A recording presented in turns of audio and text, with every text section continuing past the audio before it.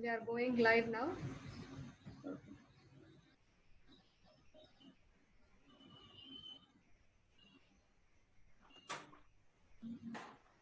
Broadcasting konjam late agum sir, 2 minutes. No problem, no problem. Screen blank ah ponalum neenga சரிங்க.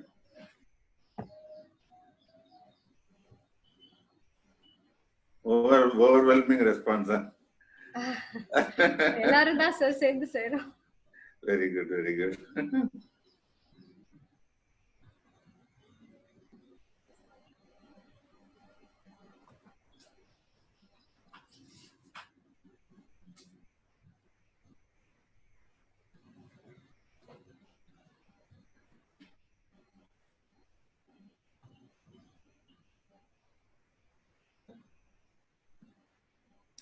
So,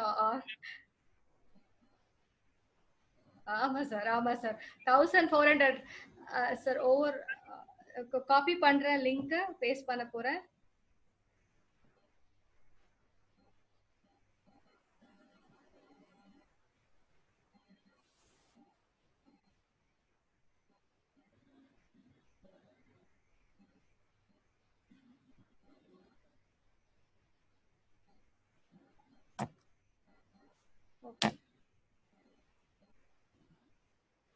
post பண்ணிட்டேன், check பண்ணுங்க யாராவது.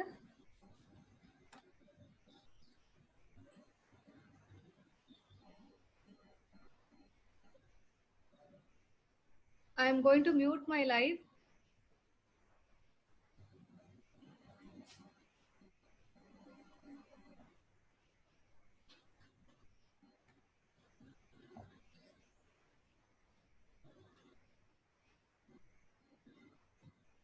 Okay, we are on live now. Copy பண்ணிடுறீங்களா teachers? Ma'am admit பண்ணிடவா ma'am? I am going to unmute.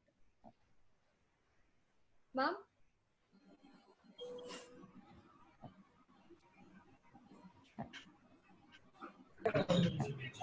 Okay. Ma'am நான் admit பண்றேன். Ma'am. Yes. All are joining.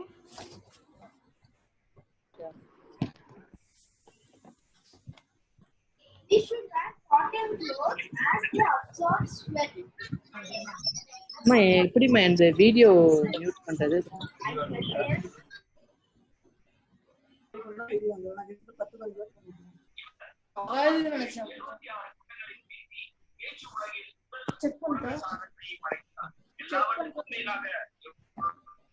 Vidya, mute.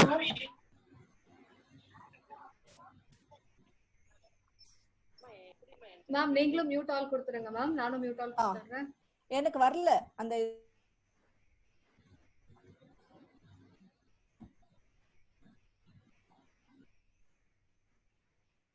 There are 3 more people to join.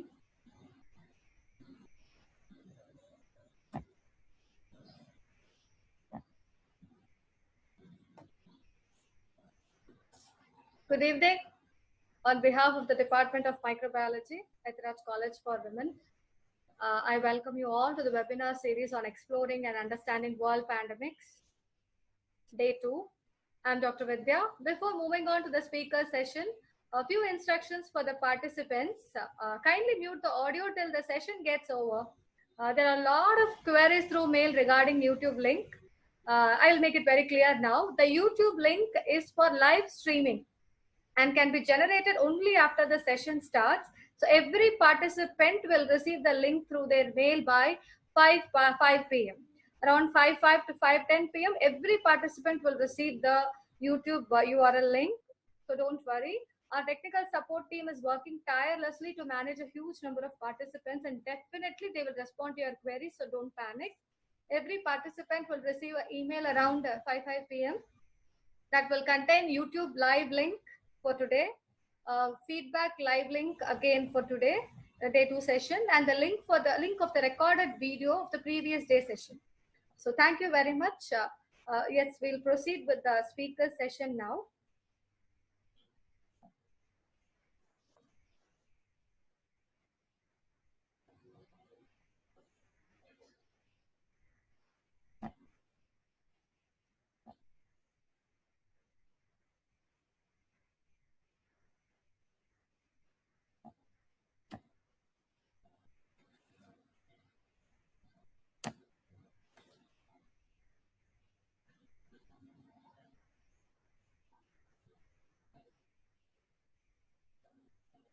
So, yes, today's speaker is Dr. N. Ilanjarian, Director, Tharamani Campus, University of Madras, Professor and Head, Department of Microbiology, Dr. ALM PGIBMS, Tharamani, Chennai.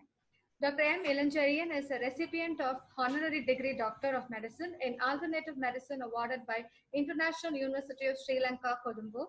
He was the first person to introduce many things like to show the anti-HSV efficacy of DNA vaccines at University of Tennessee, Knoxville, USA, to develop an animal model for hepatocellular carcinoma and an inducible gene expression system, to develop a transgenic animal model for hepatitis C virus at National Institute of Health, USA.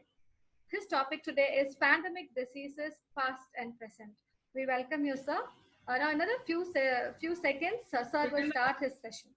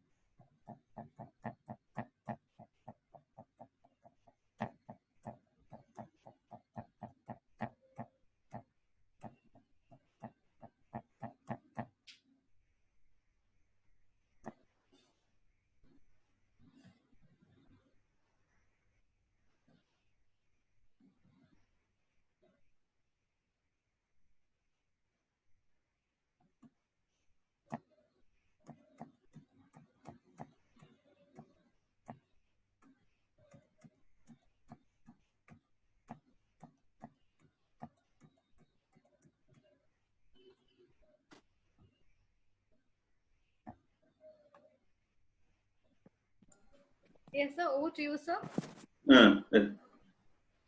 So, you hear me, madam? Yes, sir. And how do I get the slide, madam? Now, Once again, sir, share screen. Should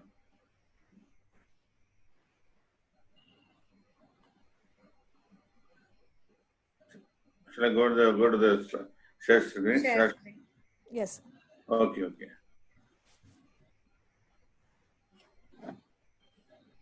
So at the outset, you hear me, madam? Yes, sir. Good evening, sir. Everybody can listen. Okay. Can hear. At the outset, I would like to thank the organizers for this webinar, Dr. Krishna Prema, Professor and Head Department of Microbiology, and host Dr. Vidya, and the whole department and the management, and my dear participants. It is a great pleasure for me to be here for this webinar. And my topic is going to be, let me go over to my slides.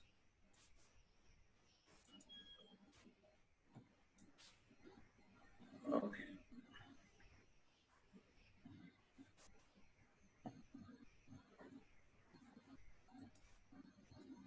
So it is going to be pandemics, past, present, and future.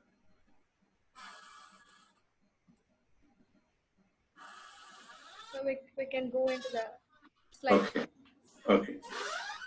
So throughout the history, pandemics have ravaged humanity, sometimes changing the course of the history.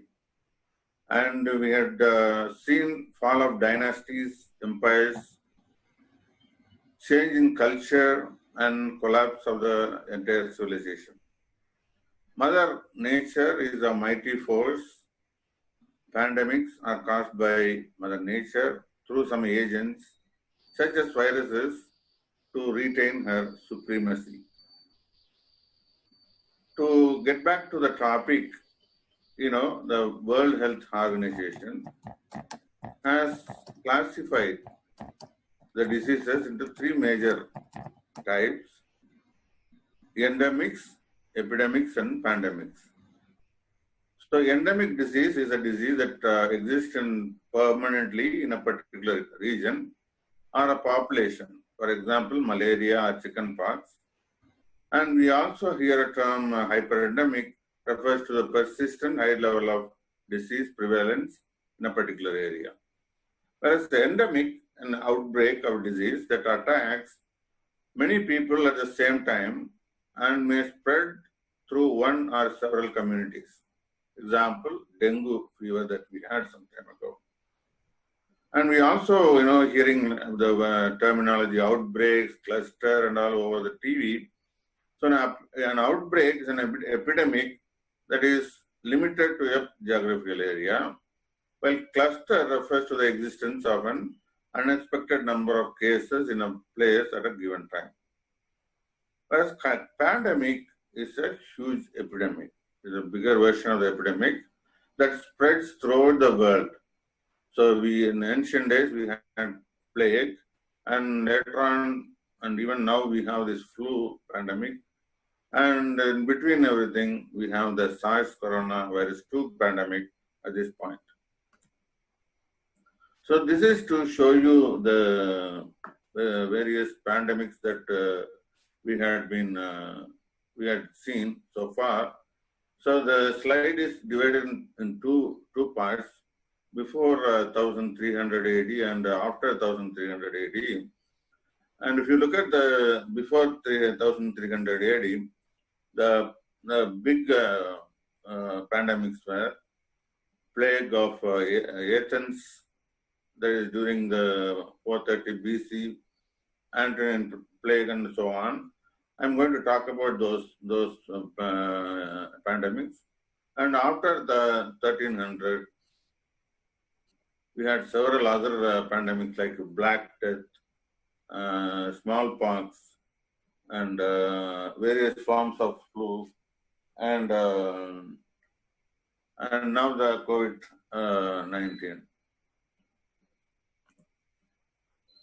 So this is to give you an idea of the death toll of during each pandemic. And the biggest one was Black Death, that is bubonic plague.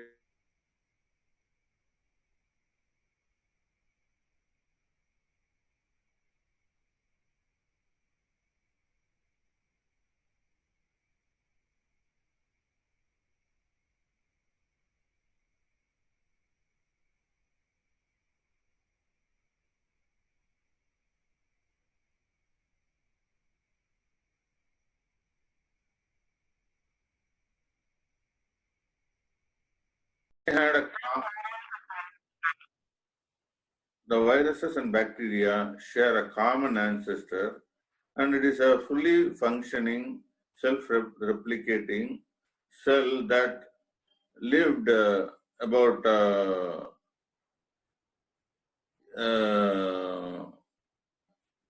3.4 billion years ago, shortly after the genesis of life. And from that cell, the bacteria has evolved in a direction of increasing complexity, whereas viruses gradually started to shedding the genes and went to the level that they can't even replicate on their own. And because of this coevolution, the microbes and the humans, they have a symbiotic relationship between them, and each depending on each other. And this understanding will be going on smoothly, and until there is a conflict in relationship between them, that leads to the genesis of infections and diseases. And we are blessed with a mighty immune system, which specifically evaluates the misbehaving microbes and successfully chases away and maintain immune homeostasis. And now humans, we own this earth. However, to maintain this supremacy, we have to constantly fight forever and that we had been doing for the past 200,000 years. Occasionally, microbes spearhead itself and give a tough fight and challenge to us and intimidate or a challenge to human race in a situation like this. For example, the COVID-19. But we know that we humans, we sustain, triumph and move forward, and we will go through this hostility. So we went through a lot of these nightmare situations during various pandemics and epidemics. And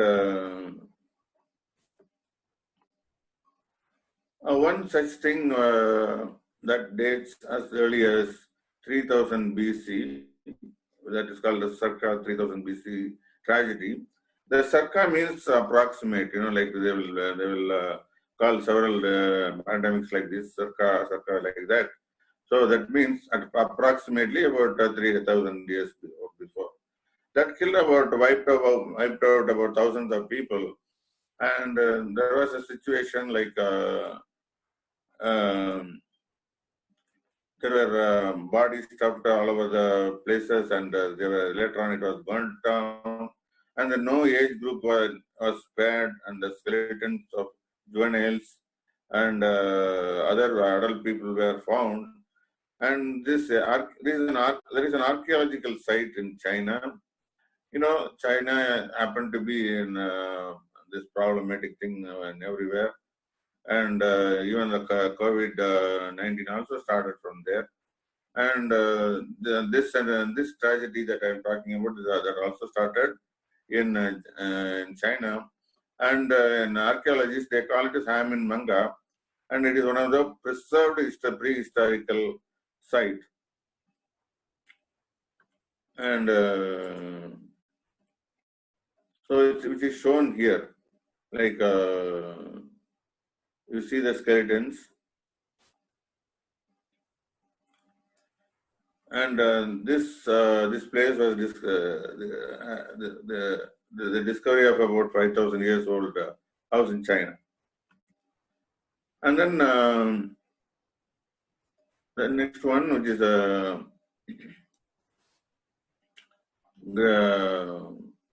plague of Athens, which is again a big epidemic, and that occurred in the year 430 BC. And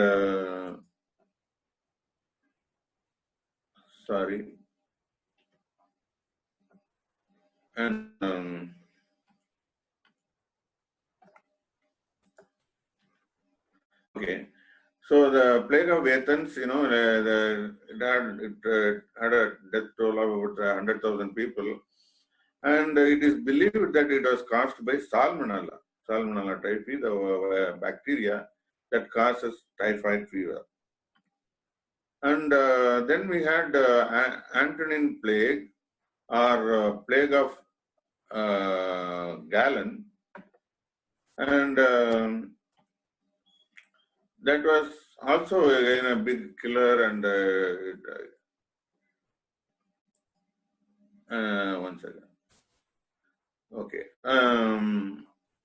It killed the Roman Emperor Antonius in 169 AD, and that's why it's called the Antonine plague.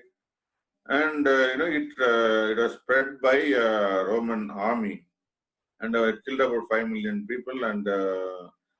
And it is believed to be caused by smallpox or measles. And next one is plague of Cyprian that occurred in 250 to 271 AD. It was reported by Saint Cyprian, that's why it's called plague of Cyprian. It killed again a lot of people, and it is believed to be caused by smallpox and other agents that are believed to be like pandemic influenza or hemorrhagic fever virus like Ebola virus. And the next one is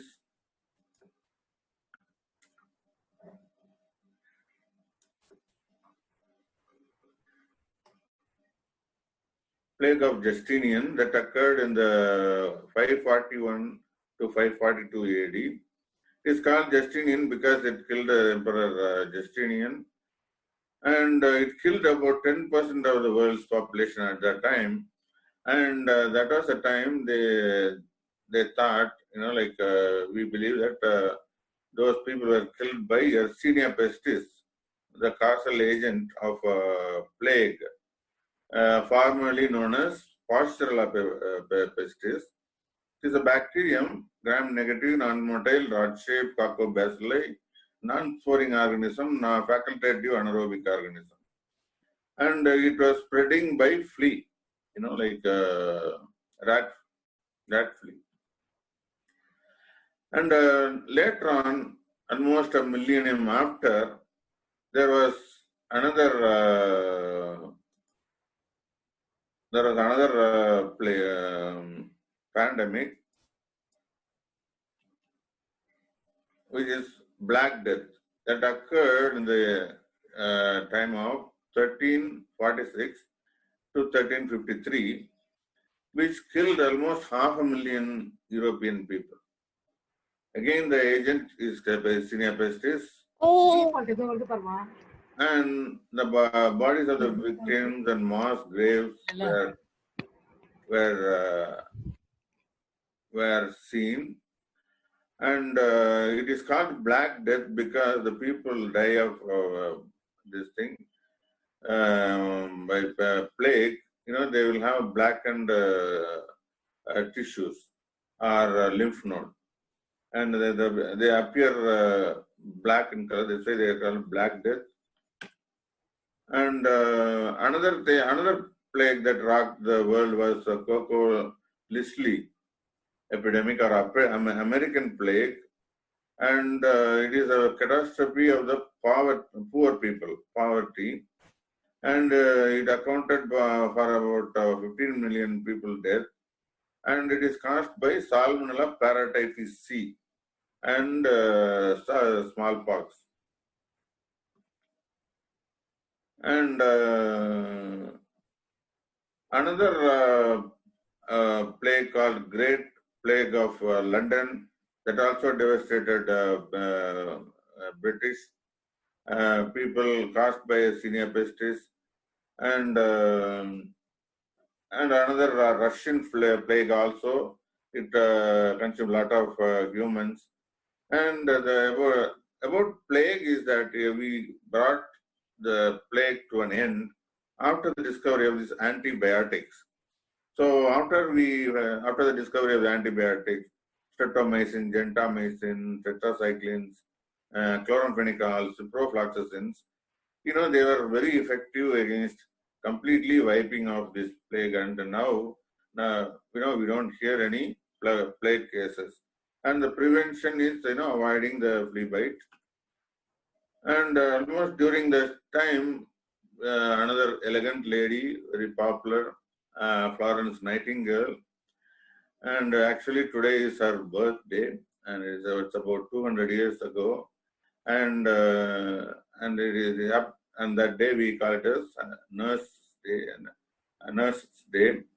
So now I tell all the audience, Happy Nurse Day to all of you.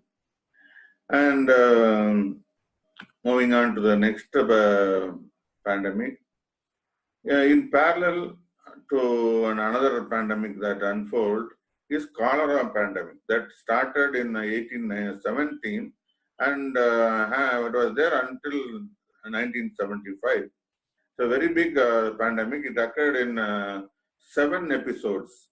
First pandemic, second pandemic, third pandemic, like that. And 7th pandemic ended in 1975. And again, we were able to control over cholera with the advent of the antibiotics. Doxycycline or erythromycin was completely able to cure you from the cholera epidemic. And another viral epidemic was popping up, which is a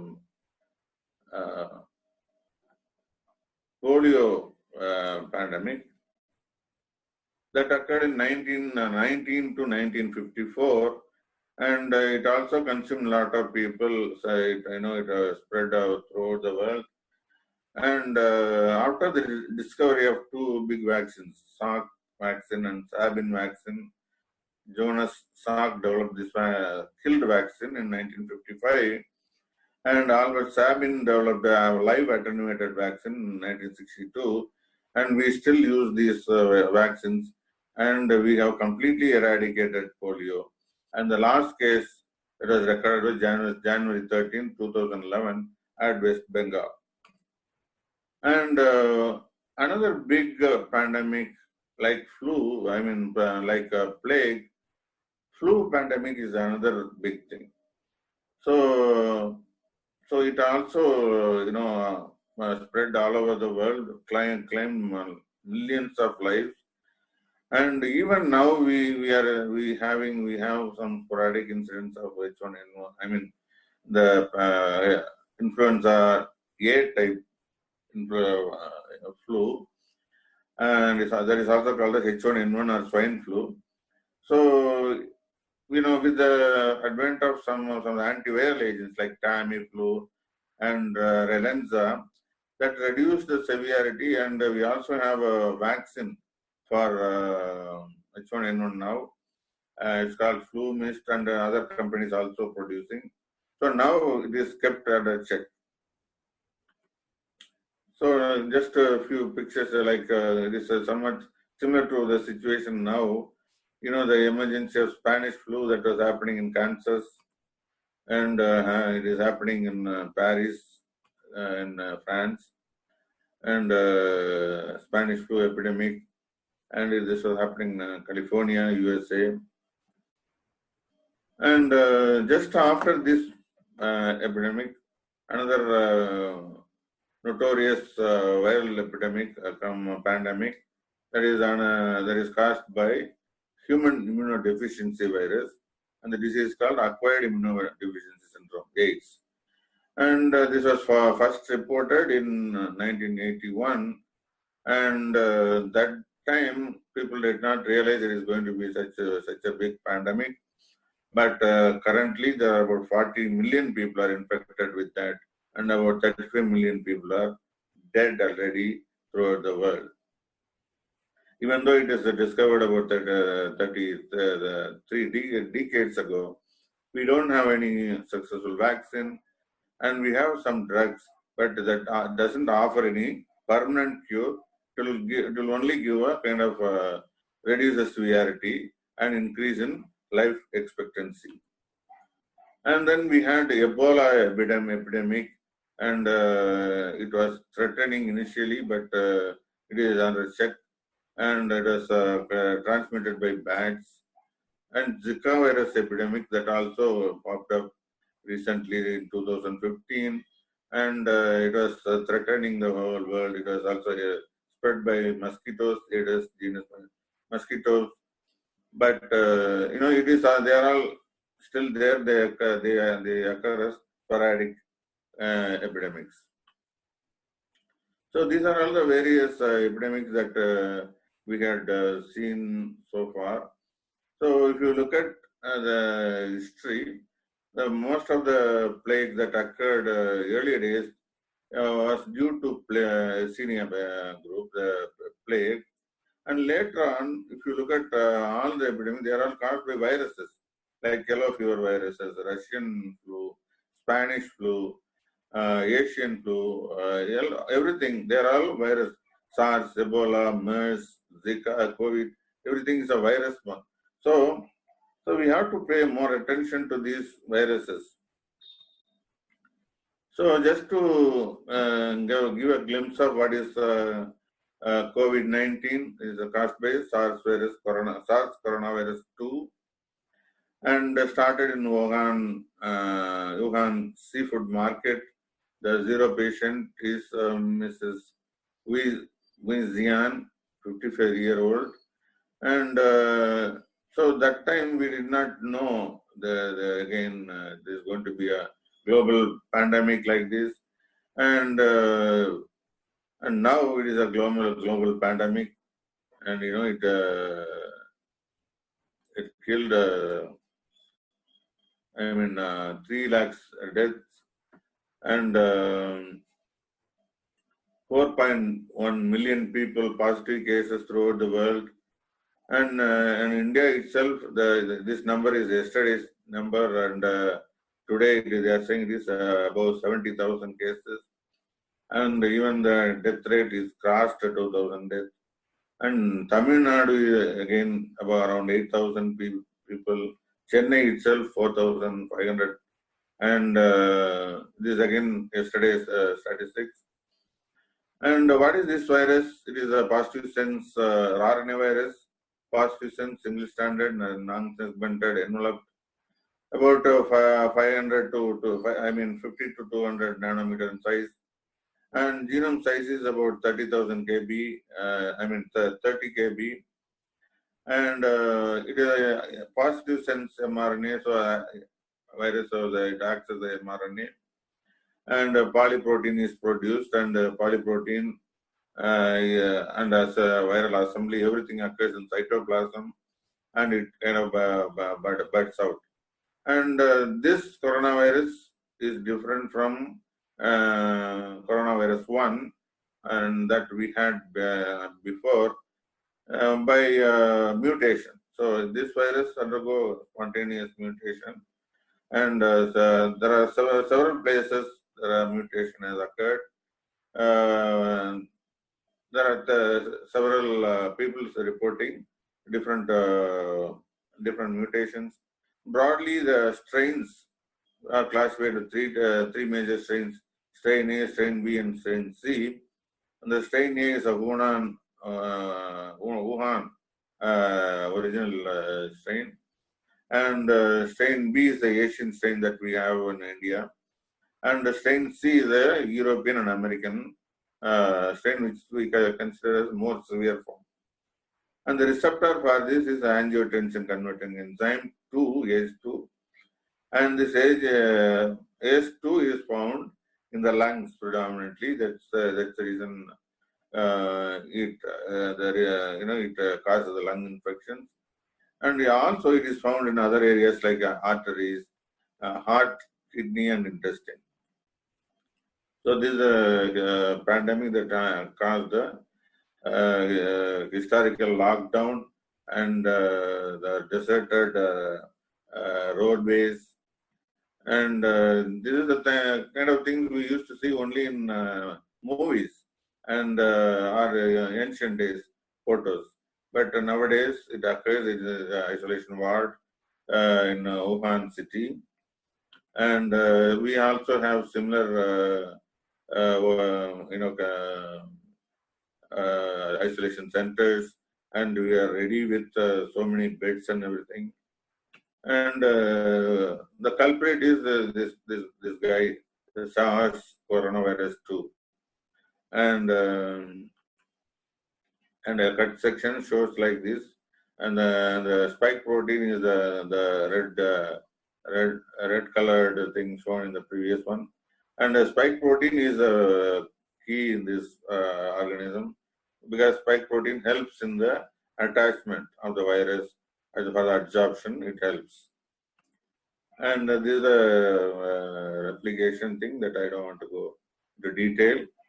And this is a horseshoe bats are the reservoirs for this virus.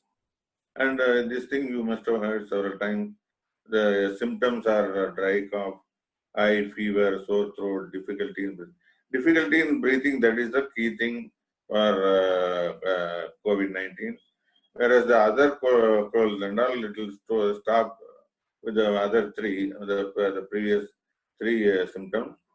The difficulty in breathing and leading to pneumonia is classical with COVID-19. And pandemic, so it's a highly pandemic virus. We call it as super pandemic viruses. And super pandemic viruses, they can easily spread from 1% to 20%. So it is that much. And when we sneeze, so this is what you will have, you will find. And it goes up to 26 feet. And the sneezing or cough is about 70 kilometer per hour velocity with which it is coming. So it is this is what happens with flu also, but this virus is relatively stable in the droplet nuclei and the droplets, and that is the reason why it propagates. I mean, gets more and more infection, and other things like personal contact, contaminate objects, and mass gathering. You must be knowing already those things. And prevention, diagnosis is real-time PCR, and rapid test, which faltered in our right now. So we depend mainly on real-time PCR. ELISAs are possible, but it is not used very widely. And coming to the prevention part, vaccine is under preparation only. It is in the developing stage only. And Serum Institute, India, they are developing a live attenuated vaccine. So that is the one which is about to come very shortly. And whereas other companies like Novartis or Johnson Johnson, and all companies are trying vaccine. So until the vaccine comes, so we have our universal precautions. There's social distancing, proper hand washing, hand sanitizers, wearing mask and all. We have to follow. And you must have seen this in the TV. And when you are supposed to do this washing is shown here.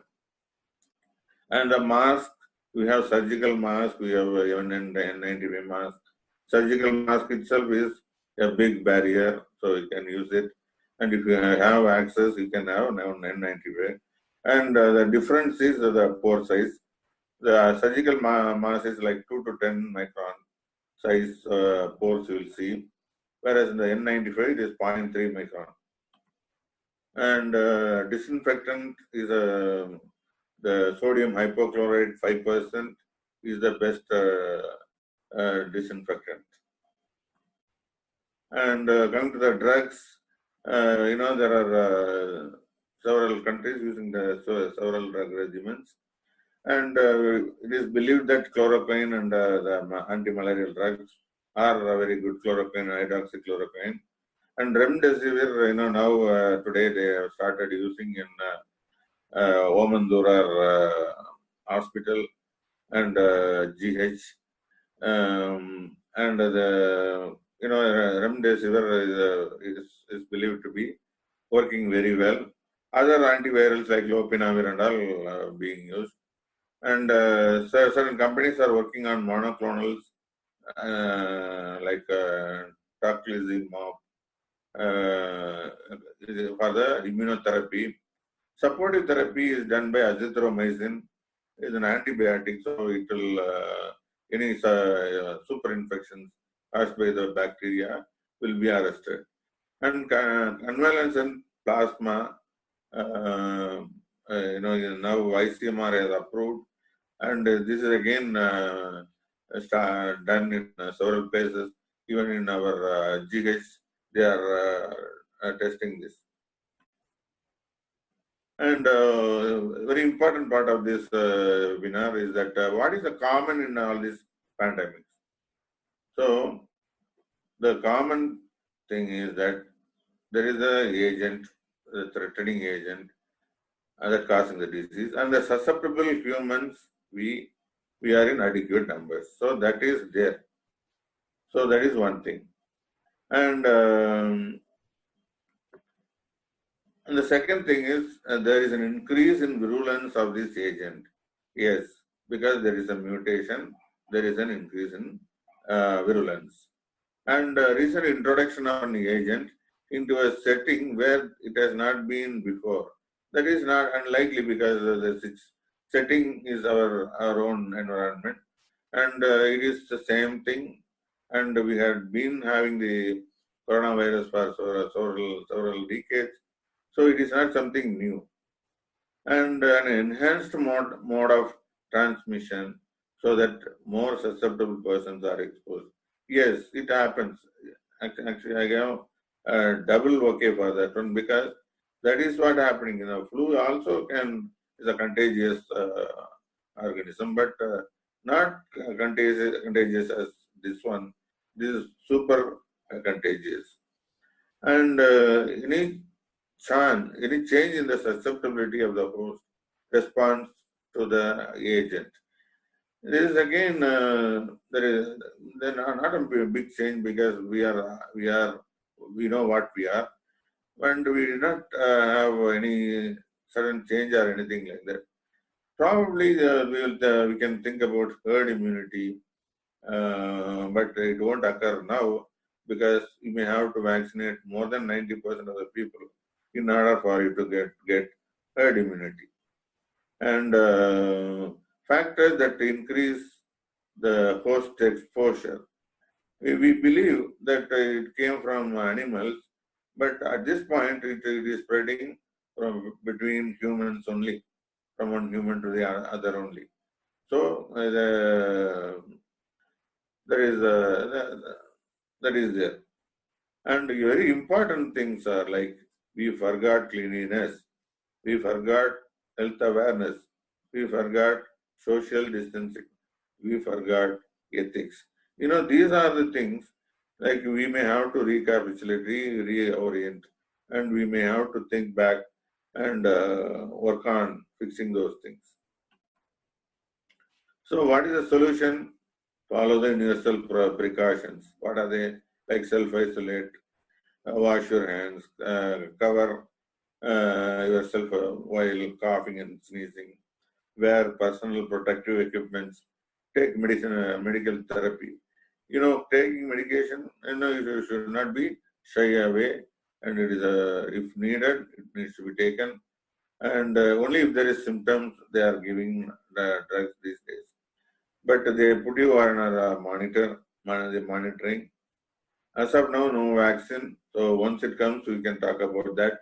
Avoid rumors. There is no stigma attached to it. Avoid Google doctoring. Getting panicky. We read so many things in the Google, and every day we will panic the people around you. And be positive. So these are the things we can consider as a solution. So how to prevent this kind of things in future? Okay, so it's a very difficult question. But some of the things that we can think of are like invest in research. The year after year, like the money spent for the research, especially medical research, is thinning out, and that needs to be changed. And for the preparation and all needs to be, there should be surplus, enough investment. And whatever healthcare programs that we had been following, that we continue to do it, and we still have to promote the prevention program, like stopping, caution towards when we have foreign travelers, and when people are gathering at bigger markets like that, and strengthen the health system and show solidarity during the outbreaks. The government personnel, they have to be, the educated constantly, and because every day things are changing. So the changing environment, they have to be trained, adapted, and they have to be updated. And also, like when people are working on the healthcare system, we have to support them, because they are one among ours. And the last one is like strict rules to avoid bio-warfare research. This thing had been going underground everywhere, and all countries are doing this, and that needs to be stopped. And there is one belief that probably this SARS coronavirus might have been came from some military research institute. So, but we don't know that. But there is one hypothesis towards that. So those things are conventional war may be okay, but war is not at all advisable anyway. So you have to avoid this biowarfare, and that's why I put something like, if you continue to violate these things and going for biowar and all, then Mother Nature has her own measuring sticks and know how to do and how to control these things.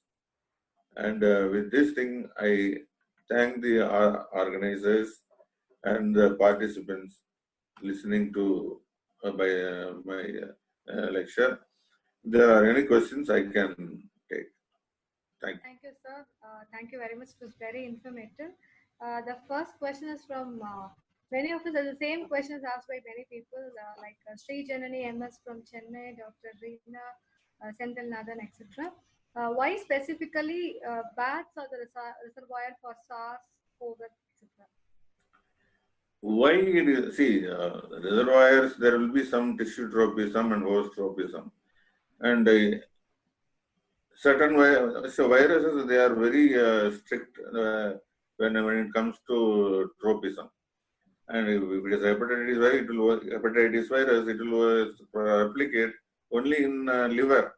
We cannot ask why, because there will be, probably they may have receptors or something like that. But we don't know any clear-cut reason why it is. Not only for this, there are several other diseases for which the bats are the reservoirs.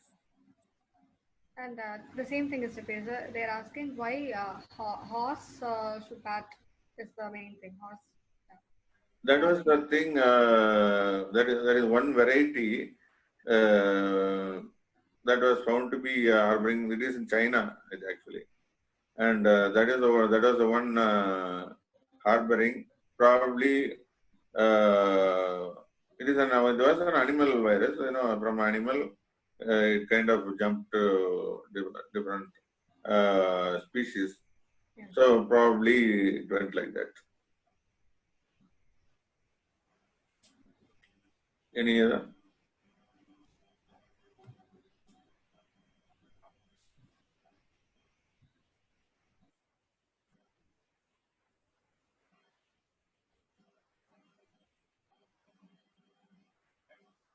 Hello?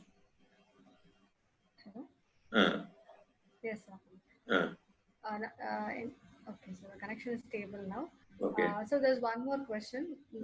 Is the recurring coronavirus infection is possible? Coronavirus normally don't recur, madam. But there are here in this COVID-19 they had been telling occasionally, but recurrence is not classically found among the coronavirus, especially with the COVID-19. That's a question from Palanivel Sekhar. Okay. So is there a possibility for any protozoan pandemic in the future? Protozoan pandemic. Future we cannot predict, madam. Like anything can happen, but if it undergoes some mutation, see, any organism can do this. If you look at all organisms, there is some kind of understanding between other species and humans, and this can be broken at any time, and that's what happened with Corona. Corona, nobody used to bother, and it is only one chapter. That's all. But it is a big chapter these days throughout the world. So the question from Anushweta Ananthan. how useful will be the antibody test and lab diagnosis of COVID-19 as India is developing an indigenous test kit? So the cross reactivity and false positivity is a problem with these antibody-based therapies. Because this organism keep on mutating and choosing the right antigen for coating is a big problem. And sometimes you may find negative and another test you will find it positive. And there is always this kind of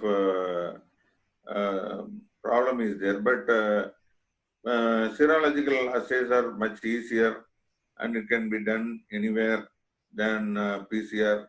PCR is now getting almost everywhere, but there are a lot of places where they have no access to RT-PCR and these kind of things. Usha Sri Raghavendran is asking this question. Okay. Sir, as there are 3 types of COVID-19 isolates, what is the efficacy of remdesivir on these 3 mutant strains? See, the remdesivir was tested in US patients, and they found it was very good. And we hope it will work here also, because antivirals, they all have a common ancestor only, the Wuhan strain. So my best guess would be like it may work. The question is from G. Kanimori. Is plasma therapy suitable for all age groups? Plasma therapy, it is it's only the antibodies that is going to work against the virus. And because it is plasma only, because we are not transferring any cell. So only if you transfer cell, you will have some complaints problem. But the antibody therapy using plasma therapy, I think it is doable for anybody. Okay. I think this is the continuation of the same question, sir. Abdul Hamid is asking, sir, can you please discuss about the pros and cons of plasma therapy? Pros and cons. See, the good thing is that you don't have to use any medication and drug resistance. So those things can be easily avoided. But the problem is getting the sample. I mean, getting enough volunteers. I think they are finding very difficult to get volunteers to get the convalescent serum. So probably that could be the reason. But in due course, what they can do is they can collect the plasma from different places, accrue and isolate the active compound, probably active antibody component. They can use it probably. That will help, and the shortage may be avoided. This question is from Dr. Brinda Devi.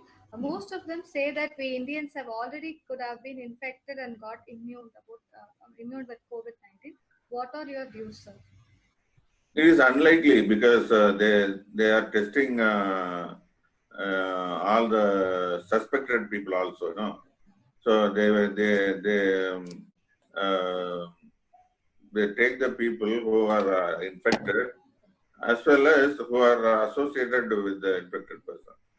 And if they take about 100 people like this, there are only 4 or 5 they will be getting infection. They will be positive. Whereas the other 90 people, they are spared, they are not infected. So it is unlikely that all will be infected. But if it's going to be there forever, maybe in another 100 years or so, probably all of us would have gotten this, and we may also have some herd immunity kind of issues. Yes, sir. Thank you very much, sir. That was very informative talk. Participants, we will resume tomorrow at 5 o'clock. Your login timing is 5 o'clock again. Kindly fill up the feedback for the day 2 session.